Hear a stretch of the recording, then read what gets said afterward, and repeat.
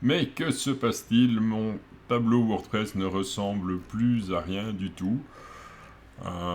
J'ai l'impression de voir un jeu pour les petits-enfants essayer avec des syllabes. Venez découvrir comme... Non, franchement, on peut pas travailler comme ça. La question qui me revient souvent, c'est comment on répare ça. En fait, qu'est-ce qui se passe? C'est simple, on a un ensemble de colonnes ici. Et il y a trop d'informations, et quand il y a trop d'informations, ben WordPress il pousse ce qui peut se permettre de pousser, notamment les titres ou les métadescriptions. Donc on est d'accord que ça ne ressemble plus à rien, même les titres ici ont été cassés en morceaux.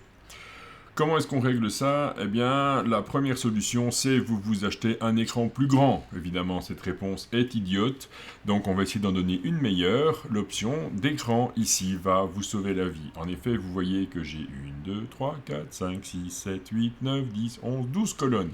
Est-ce que j'ai besoin des 12 colonnes? À mon avis, non.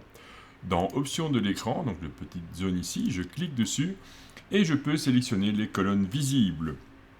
Par exemple, le no index, no follow, je n'en ai pas besoin. Euh, Ma balise titre, non, j'en ai pas besoin ici non plus. Les étiquettes, mais je n'utilise pas d'étiquettes moi, donc je supprime les étiquettes. Et regardez, au fur et à mesure que je supprime, ma présentation commence à ressembler à quelque chose. Après, métadescription, c'est utile, je vais le garder. La date, ça peut servir. Le nombre de commentaires. Est-ce que j'ai vraiment envie de voir le nombre de commentaires par article? Si je le supprime, regardez, c'est encore plus beau comme ça. Évidemment, c'est à vous de choisir ce que vous voulez voir. C'est pas moi qui viens vous dire quelles sont les colonnes que vous devez utiliser ou ne pas utiliser. Mais je vous montre juste la méthode. Quand on a fini, eh bien, on range ses affaires, on reclique sur option d'écran pour replier. Et voilà.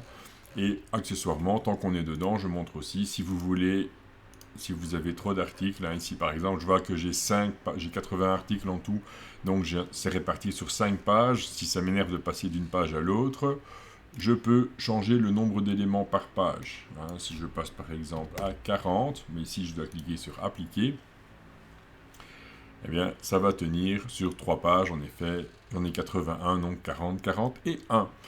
Attention, ne vous laissez pas tenter de dire je vais mettre 500 parce que votre tableau de bord va mettre un temps infini à charger. En effet, il doit faire des requêtes dans la base de données pour pouvoir afficher ce genre de tableau.